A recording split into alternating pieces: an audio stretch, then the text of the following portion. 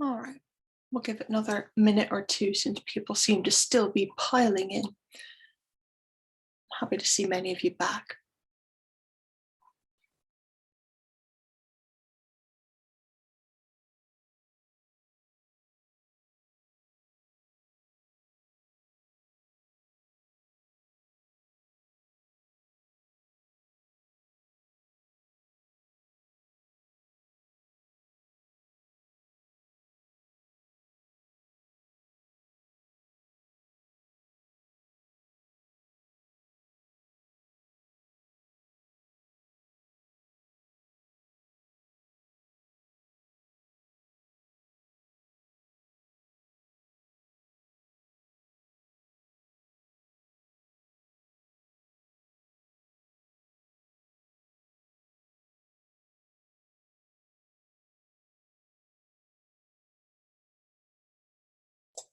All right, so let's get started. I'm happy to see so many of you back. All right, so tonight's topic, we're going to talk about the Christianization of England. Now, you remember the homework question that I had for you last time of when do you think that that actually took place? Now, I say, let's start with a riddle. Our Anglo-Saxon forebears really enjoyed riddles, so let's see, pop your answers in the chat. And the riddle is, now I appear iridescent, my form is shining now. Once, because of the law, I was a spectral terror to all slaves, but now the whole earth joyfully worships and adores me. Whoever enjoys my fruit will immediately be well, for I was given the power to bring health to the unhealthy. Thus, a wise man chooses to keep me on his forehead. What am I? Somebody think like an Anglo-Saxon and try to answer the riddle. Pop some answers in the chat and let's see how we go.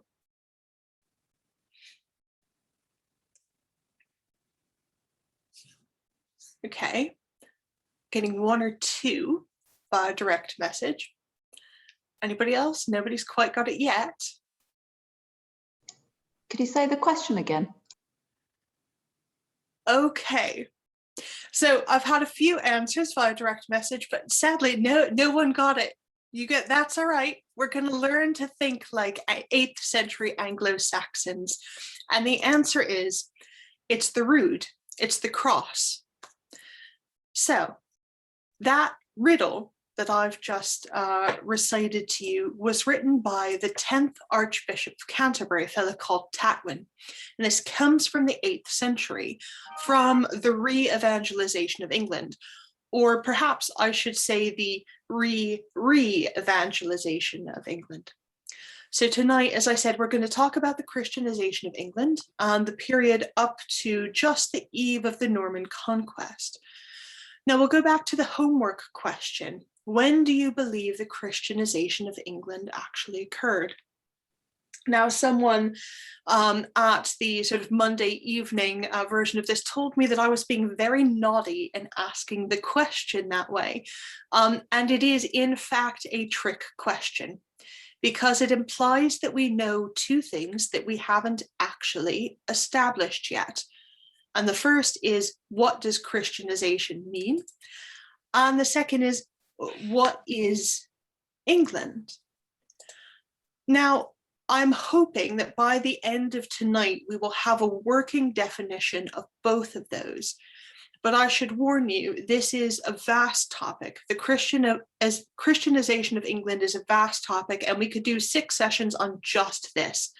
So we're going to have to gallop a bit through the history, which means that I have to leave out a number of fascinating places and people and events. And I sent out earlier this week some suggested reading that will fill in some of the gaps where I need to be silent.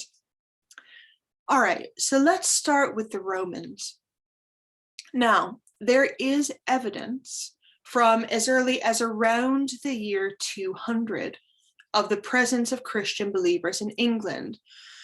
So the church fathers, so Tertullian, who writes a tract against the Jews, mentions that even in the furthest recesses of the Isle of Britain, where the law of the Romans has not come, yet somehow the message of Christ has come even to those trackless wastes, says Tertullian.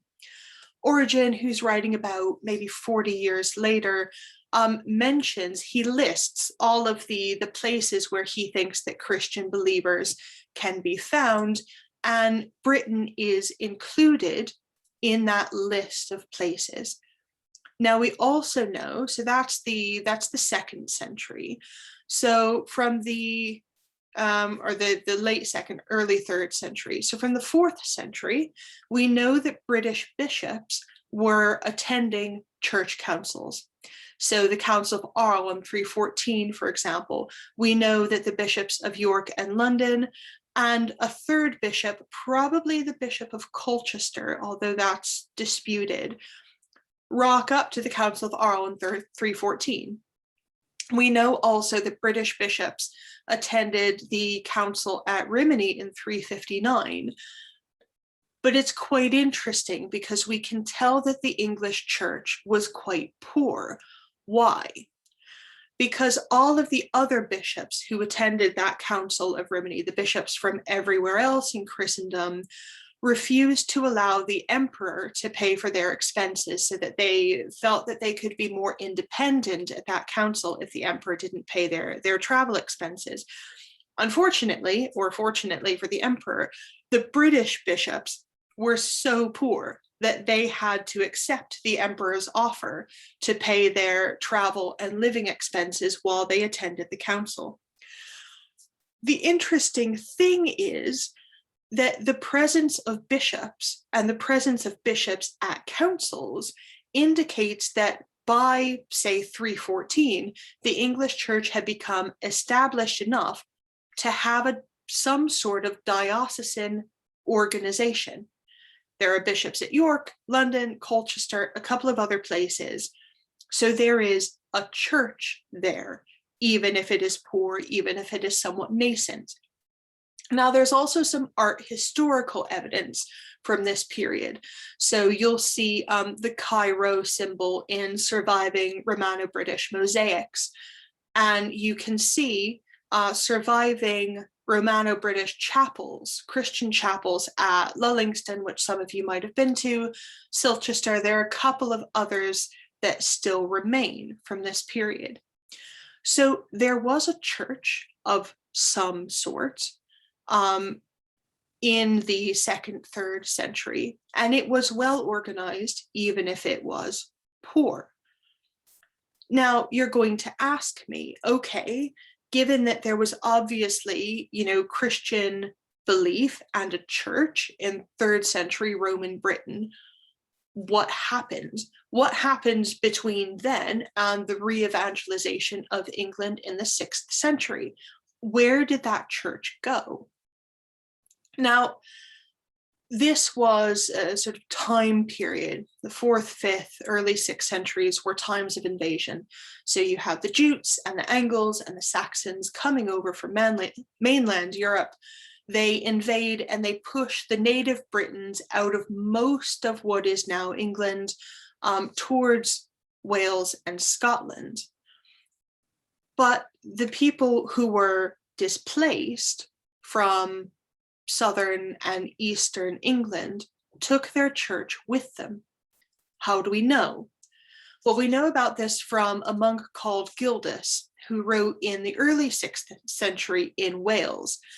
He complains about the British clergy and bishops, what else is new, as being wicked, lazy, unwilling to evangelize the invaders.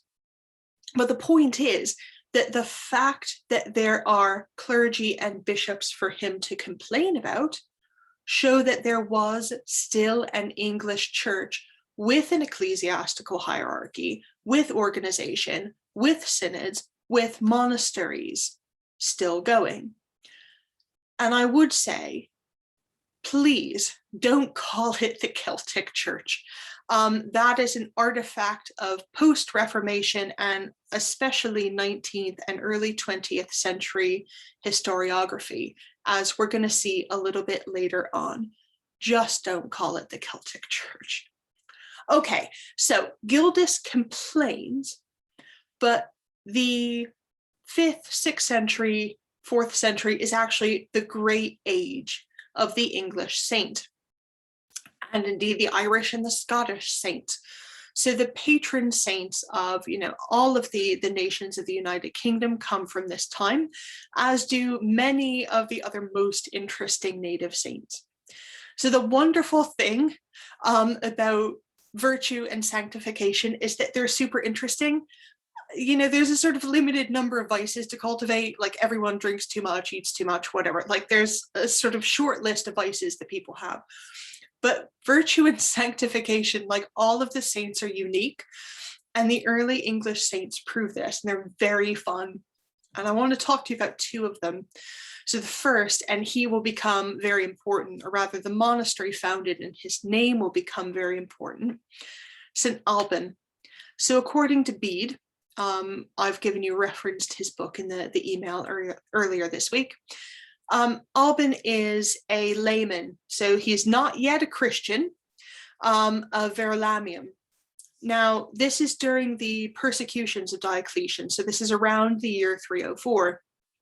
And there was a priest who was on the run. And Alban, being a nice guy, although not yet a Christian, allows this guy to stay with him. So he hides this priest.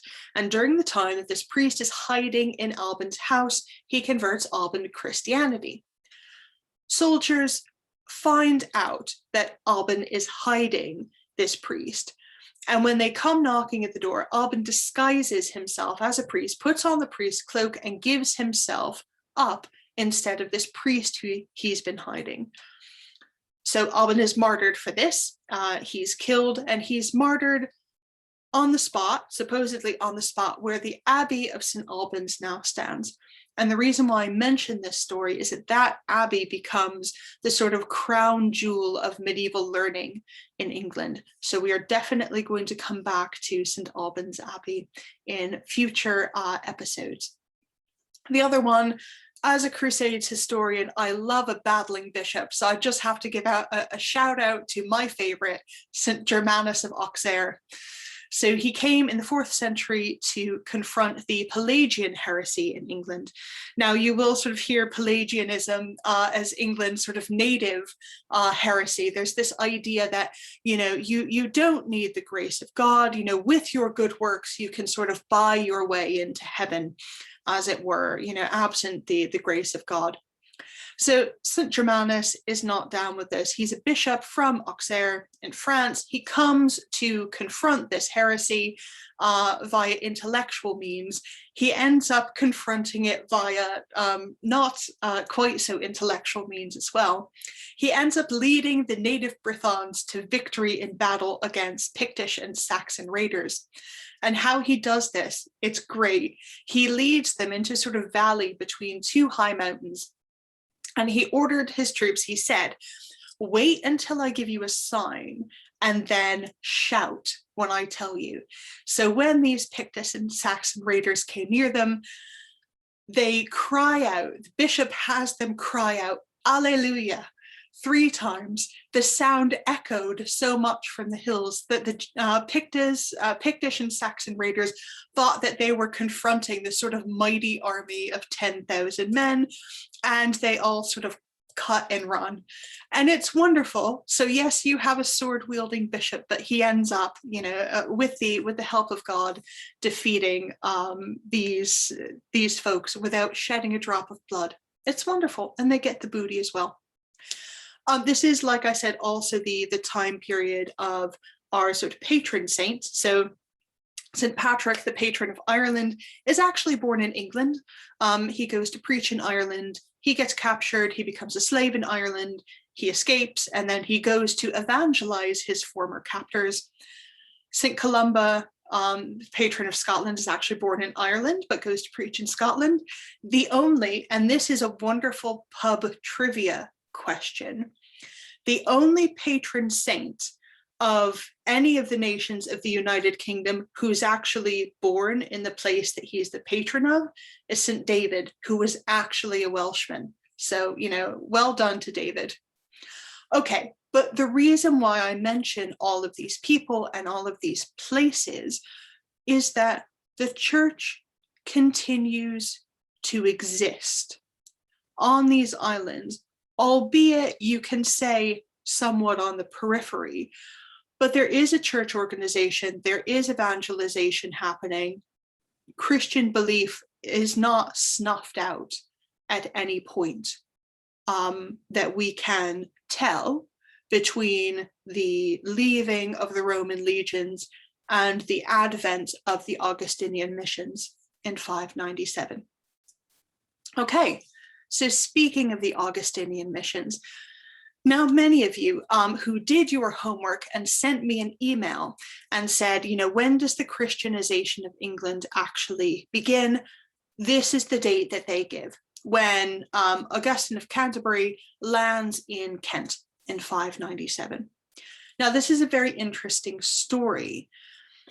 Augustine is sent by Pope St. Gregory the Great. Gregory is very interested in the evangelization of England. His interest in the evangelization of England begins before he becomes Pope. So the story is, this might or might not be apocryphal, but the story is that he is going through the slave market in Rome, circa 586. He's not yet Pope. Gregory goes through the slave market and he sees a group of beautiful young boys. They have blonde hair and blue eyes, and they look like angels.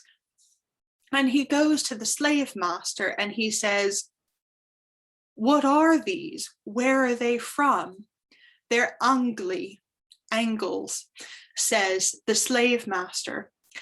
And St. Gregory replies to him, "Non Angli, sed angeli."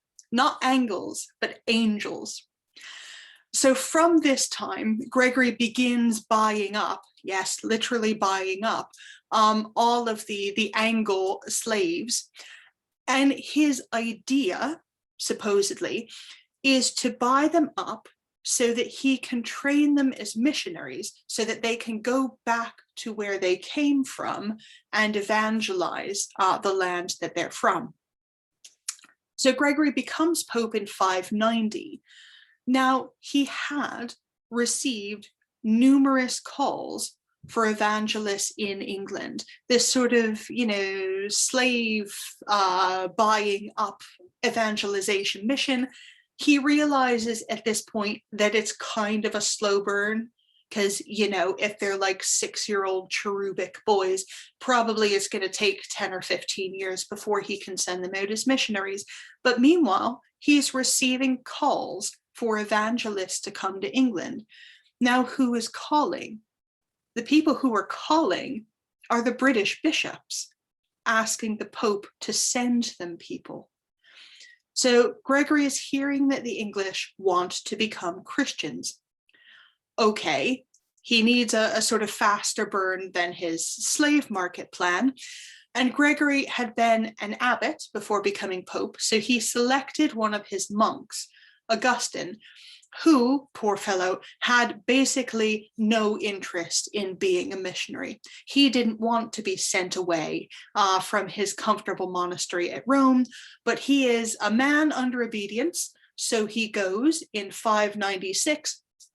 He gets as far as Francia, so modern France, and there he hears horror stories of the barbarity and horribleness of these, Brythons and these, Saxons and Jutes that are living in the land. And he fears that he'll be martyred. And so he would rather stay at the nice Benedictine monastery that he's hanging out in Francia, but he decides he's going to go back to Rome. And when he does, Gregory says, "You turn right around, young man, and go back where I ordered you to go." So Augustine lands in Kent in 597. Now, thanks be to God, Augustine finds that not only was he not martyred on the spot, but God had kind of prepared the ground for him. So the Queen of Kent was a woman called Bertha, who was the daughter of a Frankish king.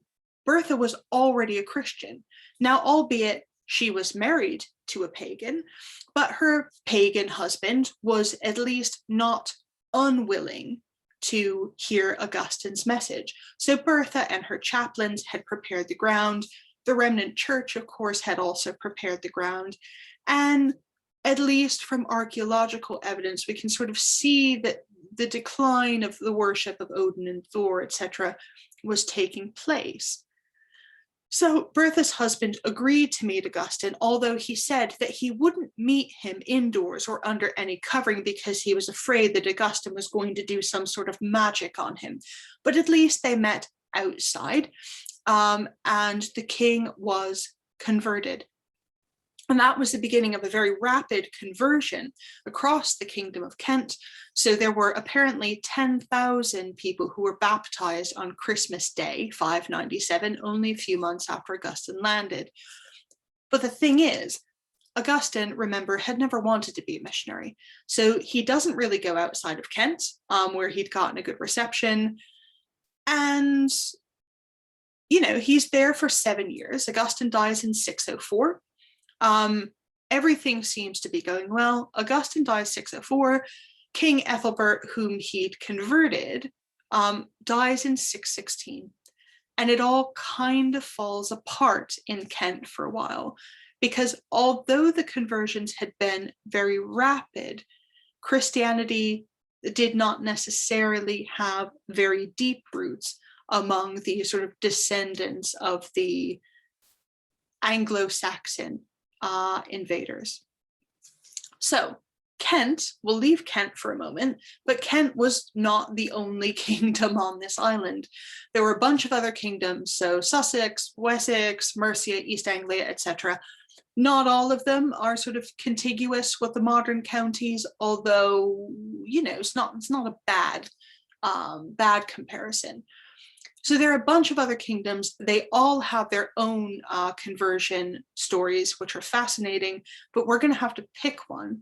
And so we're going to talk about Northumbria, because this is central to our story.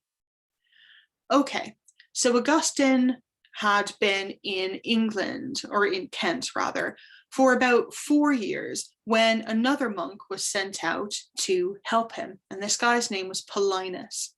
So Paulinus doesn't stop in Kent. He goes to Northumbria, where he finds a very similar situation as Augustine had encountered before. So a Christian queen with a pagan husband who is not uninterested in possibly converting. So Paulinus does convert many people, including, most importantly, the high priest of the Witan, which was sort of their governing council. So the nobles and many of the people of Northumbria follow suit. Paulinus encounters the same problem that Augustine's successors had, because when the king of Northumbria dies in 634, things get a little bit tense for a while, and Paulinus flees to the south. And he leaves behind him a deacon called James, who continues ministering to the people, albeit sort of in fear of his life. The next year, so 635, help came to Northumbria in the form of a minor king called Oswald. And Oswald was a bit of a political exile, and he had been raised by the monks of Iona Monastery. So Oswald, in 635, raises an army and soon conquers everything, sort of becomes undisputed sole king of all of Northumbria. Oswald, being a pious guy, sends for a monk from Iona, where he had been raised, to help him evangelize his new subjects. Iona sent the first monk, who returned to the monastery almost immediately in despair, saying, "These people are impossible. I can't convert these people." The second monk, who Oswald gets sent is St. Ayden. Now, St. Ayden founded Lindisfarne Monastery, a lot of other religious communities. Ayden sent missions all over what we now call England, built a bunch of churches. He and Oswald form a sort of double act for the entirety of Oswald's reign. And it's really then when the conversion sort of gets traction and really starts to sort of to dig in deep into the foundations of at least Northumbria and further afield as well. Okay, now here's where we get into a bit of historiography. You remember how I told you before, please don't call it the Celtic Church. Here's why. So when we're talking about the very famous Synod of Whitby, the historiography claims that Paulinus's original evangelization of Northumbria had been Roman in character, because remember, Paulinus is a monk who comes out of Rome. St. Aidan's was Celtic in character because he came from Iona. This is what the historiography claims. It says that there were then, disputes between a sort of Roman faction and a Celtic faction over the calculation of Easter and aspects of ceremonial. But the real dispute, so says the historiography, is one of who had the primacy. So as the church in England, do we defer to the Bishop of Rome or the Bishop of Lindisfarne? So who will the church in England take orders from? And this is the way that post-Reformation folks, and especially folks in the 19th and 20th century historians, are setting this up as a sort of battle royale to the death between, papal supremacists and the sort of native English church or native British church. In reality, there were some differences, most notably in the difference of how to actually calculate the date of Easter between the missionaries who had come in from Rome and the monks of Iona. That actually was a difference. But in reality, the reason why the Synod of Whitby is called in 664 is because King Oswald had recently died, and his brother Oswy takes over as king.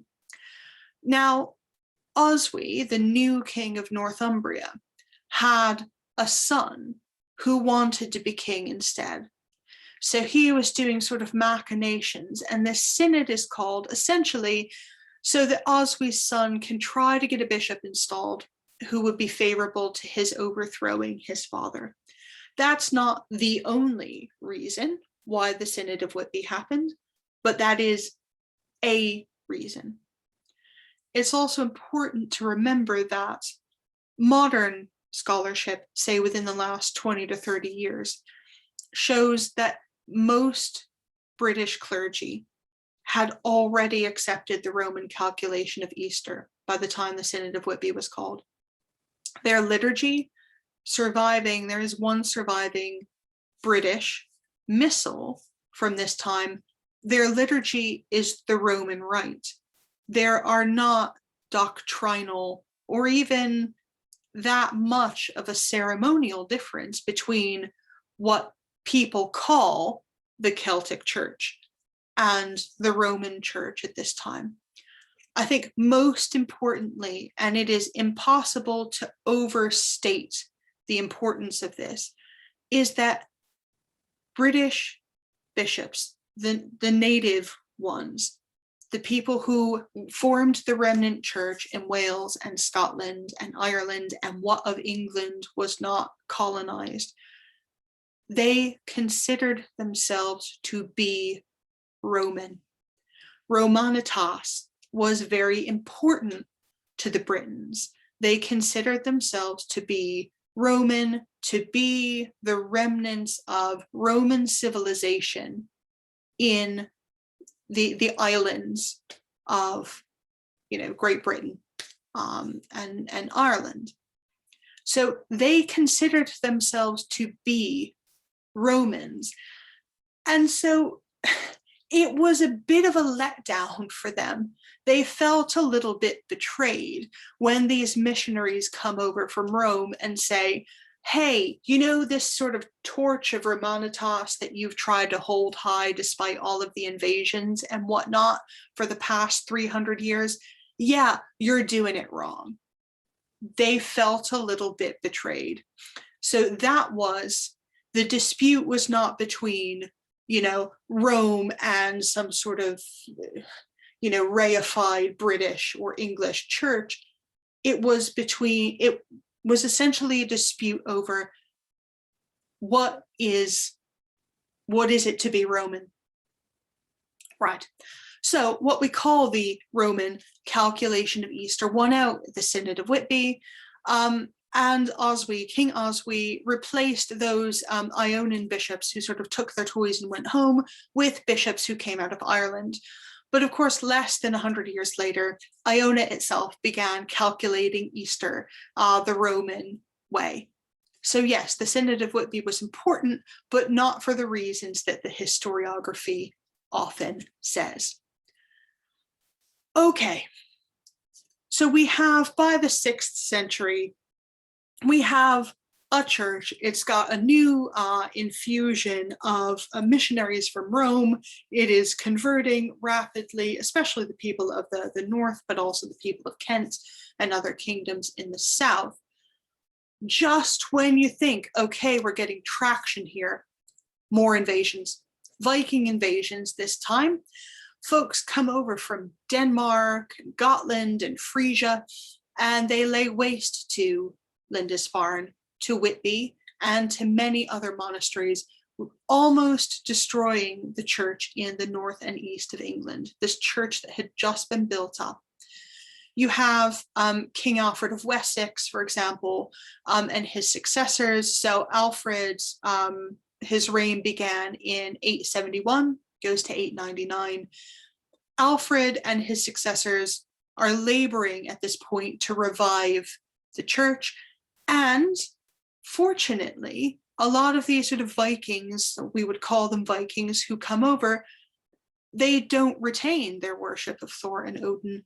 They settle down, they become largely Christianized. And so Alfred, who's, you know, uniting, forging all of these separate, disparate kingdoms into something very like what we would now call England, he and these Christianized Scandinavians really consolidate the church as we sort of would now know it. And of course, by the time you get to the 10th century, you have a far more thoroughgoing revival, which was headed by Dunstan, who is the Archbishop of Canterbury, 960 to 88. So he reigns as Archbishop of Canterbury for quite a long time. And then by the eve of the Norman conquest, you have King Knut, who was a Dane, who establishes a number of monasteries and endows them. And of course, after Knut, you have kings like Edward the Confessor.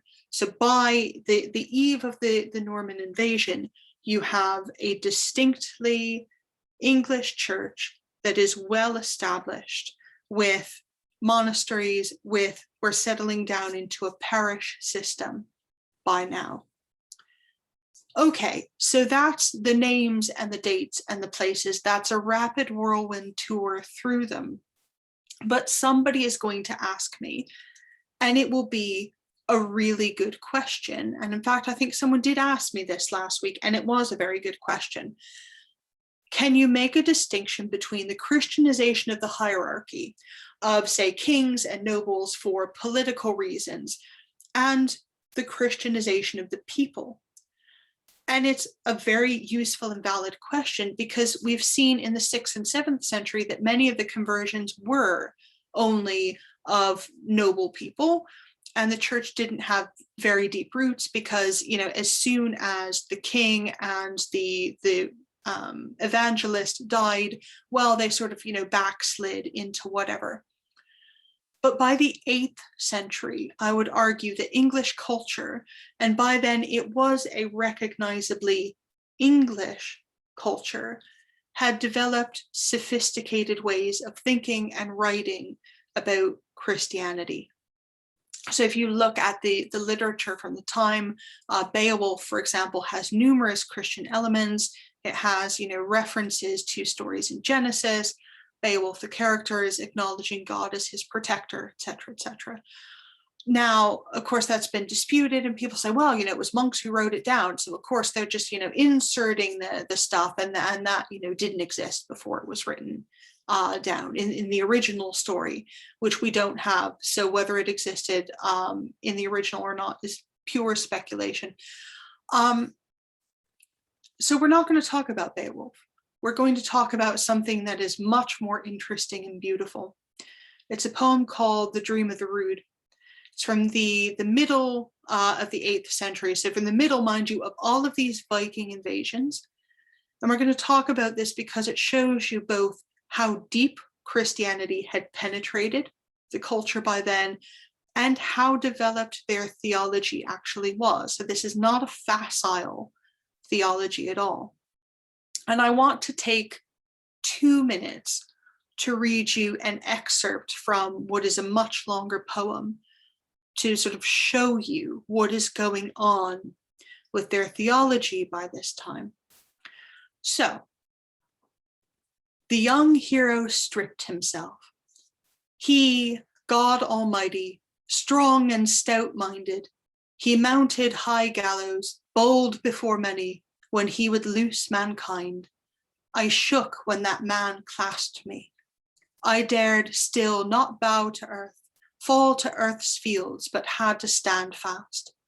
Rude was I reared.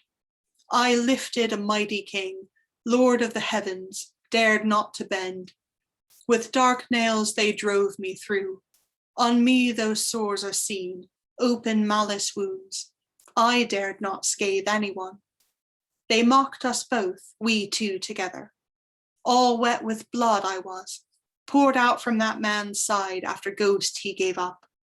Much have I borne on that hill of fierce fate. I saw the God of hosts harshly stretched out. Darknesses had wound round with clouds the corpse of the wielder, bright radiant. A shadow went forth dark under heaven. All creation wept, kings fall lamented. Christ was on rood. But their eager ones came from afar to that noble one. I beheld all that. Sore was I with sorrows distressed, yet I bent to men's hands with great zeal willing. They took their Almighty God, lifted him from that grim torment. Those warriors abandoned me, standing all blood-drenched, all wounded with arrows. They laid there the limb-weary one, stood at his body's head. Beheld they there heaven's Lord, and he himself rested there, worn from that great strife. Then they worked him an earth house. Men in the slayer's sight carved it from bright stone, set in it the wielder of victories. Then they sang him a sorrow song, sad in the eventide, when they would go again with grief from that great Lord. He rested there with small company. But we there lamenting a good while stood in our places after the warrior's cry went up. Corpse grew cold, fair life dwelling. Then someone felled us all to the earth. That was a dreadful fate. Deep in a pit one delved us. Yet there Lord's thanes, friends, learned of me, adorned me with silver and gold. Now you may know, loved man of mine, what I, work of baleful ones, have endured of sore sorrows. Now has the time come when they will honor me far and wide.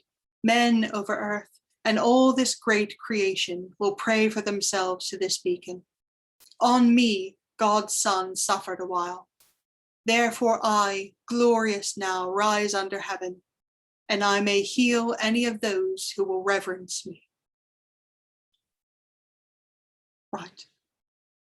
It's enormously sophisticated, not only in language, but in theology. It's the cross. It's the cross on which Christ is crucified on Calvary that is speaking in this poem. So just to think through the implications of what the cross is feeling as Christ is nailed to it. Rehearsing the crucifixion story from that point of view shows the depth at which people by the 8th century are thinking of theology. Now you might say, okay, some monk wrote that. Well, the poem was promulgated far beyond monasteries, because you have an excerpt from this poem carved onto a huge stone standing cross called the Ruthwell Cross, which you can still see if you go to what is now Scotland, but was then the Kingdom of Northumbria. And these large stone crosses are reared up with carvings of crucifixion and other scenes from the Bible. So the people who are living in these places are seeing these things. They are venerating these things. They are absorbing stories from the Bible and literature, theological literature, essentially, from the things that they are seeing around them. And all that by the 8th century. So I think by then, you can probably say that England was Christianized. And we can debate, if you like, in the question time about what we mean by that. All right, so that brings us, in conclusion, that brings us back to the riddle that we had at the beginning, and indeed to the questions that we had at the beginning. So, when did the Christianization of England happen? Well, what is Christianization and what is England? So the answer is that both things were a patchwork. Different people at different times laboring in different parts of the vineyard. So the ecclesiastical hierarchy and what you would recognize as a church happened quite early, so by the 3rd century. And this is heartening, I think. The sort of idea that, yes, the church in England might be pushed to the margins every sort of 200 years, but it comes back with efforts made on its behalf. And I would say, this is something for us to take away now, that just as an aside, it's not self-evident to me, just looking at the history, that England is done for as a Christian society, or that the present age of secularization is any more dangerous or any more permanent than in previous eras. We've survived Viking invasions. In any case, the present's not self-evidently worse for evangelization than it was in, say, the 3rd century, or the 6th century, or the 8th century AD. The church comes back with efforts made on its behalf. It's also wonderful because the writings of the early church in England, I would say that the English character that they display is in how much people love to complain about their bishops and their clergy. It becomes a pastime as early as the 6th century. It's wonderful. It's one of the things that connects them to us. The last thing that I will say, and it's very important to set us up for next time when we talk about the supposed fight to the death, or so, between, well, it was in Becket's case literally a fight to the death between him and Henry II. But was that over papal supremacy, or was that over something else? It's important to remember, as the very last thing, that from very early on, the English church is recognizably international in character. So people sent missions here. Obviously, we've talked about the Augustinian missions, but crucially, missions are sent from England to elsewhere. So English clergy go on missions to Frisia in the 760s to 80s. Alcuin, who's a clergyman, sort of poet, went to the Carolingian court in Aachen at Charlemagne's invasion. So people are coming to what is now England, Ireland, Scotland. We're sending people abroad as well. The church is recognizably English or international. The English church is recognizably international in character, even as it is also English in character. And as a very, very last thing, let's get away from this sort of historiography of a continual battle from the very earliest days of the church between, people who want papal supremacy and people who want native supremacy over the church. It's just not borne out for any period, really, in the historical record until you get to the Reformation. Okay, we'll stop there, and happy to do questions. All right, so let's see. Scrolling back up, we got quite a lot. Okay, so what did Christianity replace? Elizabeth said. Bede includes letters from Augustine instructing the church to take over existing religious sites and festivals. Yes, and those are wonderful letters, because what they essentially say is, look, when you go and evangelize, do not try and get people to stop celebrating what they're celebrating. Rather, take what is useful and what is good in what you find and essentially baptize it, Christianize it. Take what you find and sanctify it rather than trying to replace it. So what did Christianity replace? Well, it replaced a number of different things. So you have the worship of Thor and Odin, you have the worship of a number of sort of animist gods and idols. These things are different in the different kingdoms. And you can say, well, to what extent did Christianity displace these things completely? Didn't the worship of Thor and Odin, or didn't some of these sort of superstitious type things continue on even after people became nominally Christian? And the answer is yes, but of course, that is not a unique thing. You have what is essentially a sort of sliding scale whenever you go and Christianize a place. Now we have, for example, much better sources for 14th and 15th century Lithuania than we do for early England. And so you'll have, the history of Lithuania is missionaries go and they convert a king. The king and his court become nominal Christians, but of course, people in the countryside are still literally worshiping idols. You have idols, as late as the 17th century that you find in Lithuania. Now you could say, okay, well, these people are nominally Christian, but they still have idols. So that means it was all fake. They weren't sort of Christian at all. I don't think that you can posit a time when a switch flips and then suddenly everybody's a Christian. And I don't think that you can say that if anyone has any pagan or superstitious beliefs at all, then that means that they're not a Christian.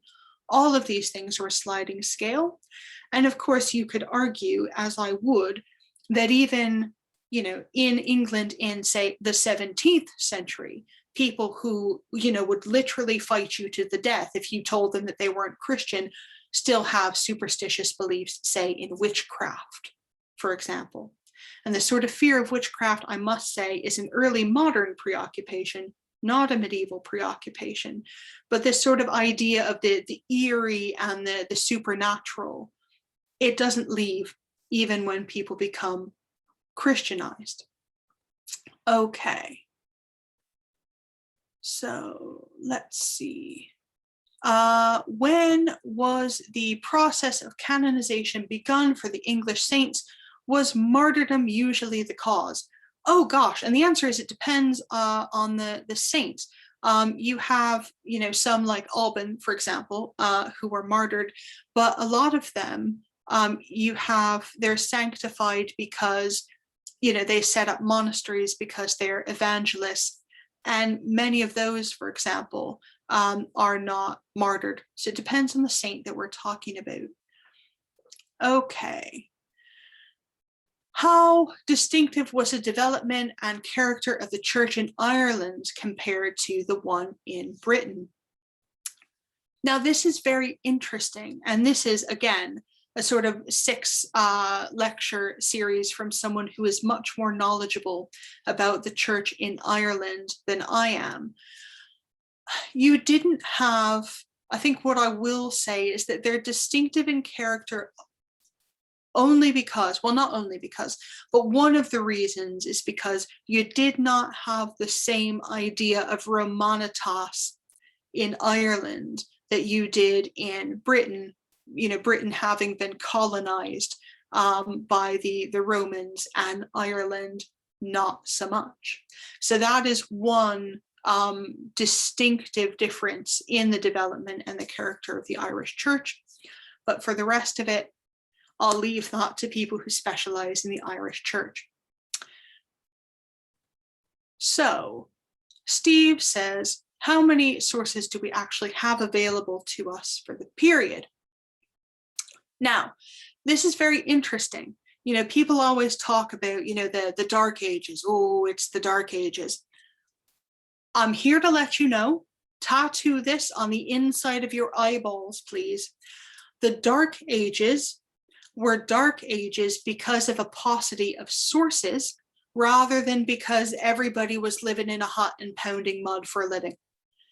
They're Dark Ages because we don't have so many written sources, not because, all culture, all learning, all whatever stopped, because all culture and all learning did not stop. So we have a few, not as many as we would like. So Gildas and Bede, I have mentioned. You have some later chroniclers who sort of treat the period, but they are mostly pulling from earlier sources. James mentions, well, surely Bede is the great authority for the degree of Christianization of England, rather than, say, the Ruthwell Cross. Well, I wouldn't put them in opposition. I think that you need to have both. Yes, Gordon is quite right that you do need to read Bede with a pinch of salt. Bless him, he is very interesting, and I recommend actually that you do, if you're interested at all, try to sort of procure and read the translation that I suggested to you, because it's quite interesting stuff. But I really think that you need to triangulate the written sources with the art historical sources and with the archaeological sources, because that way you get a much clearer and more rounded picture. A chronicle can say, oh, everything was like this and everything, people were doing this, but you need some other kind of evidence base to go from, that you triangulate with. Yeah, you have the Anglo-Saxon Chronicle. You do have some other sources from the period, and you would say, well, how many? It's like, well, how do you count a source? Now you have, Gordon is mentioning, for example, we have the Book of Kells. Yes, we have the Lindisfarne Gospels. We have a number of things that are written that still exist from around this time. If you go to, for example, the Ritblack Gallery in the British Library, you can see a number of really beautiful productions in England from this period. They each tell you sort of something slightly different. Linda has an interesting point. She says, well, Bede is writing theology, not history. What's the difference? Especially in this period, what's the difference? Now, if you asked a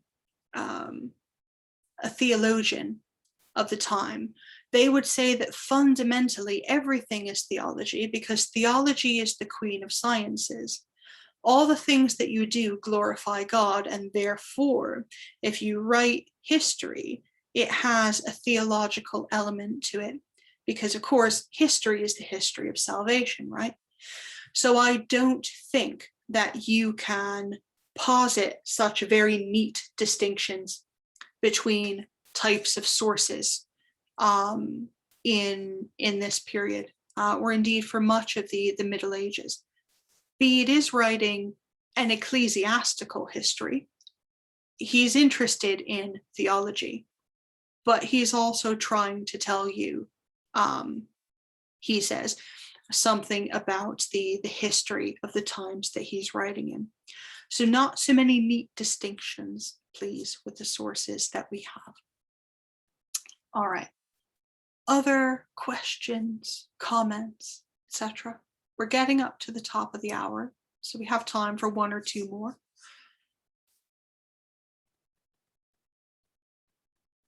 All right, while people are sort of thinking, so the next time we're meeting next week, and we are talking about not only Thomas Becket and his dispute with Henry II, but we're also sort of fundamentally talking about what is the church over against the state in England in the 12th century. So various popes are trying to put forward a relatively new doctrine, and it is just making sure. Nope, yes, and it is Tuesday. Steve is right. It is Tuesday next week, not Wednesday, because Wednesday's Candlemas. And so I am going to be serving at an altar near you, well, possibly near you if you're in London, rather than being here. So, and we'll change it on the website. So if you come Tuesday, 7 o'clock next week, we'll talk about Becket and papal supremacy and Magna Carta and all of those good things where the English church, sort of newly remade, as it were, in the fires of the Norman Conquest, begins sort of exerting itself against the state. So do toddle along for that on Tuesday at 7 o'clock, or you can get me on catch up at our normal time if you can't make it on Tuesday. But I hope to see you all then. Thank you very much.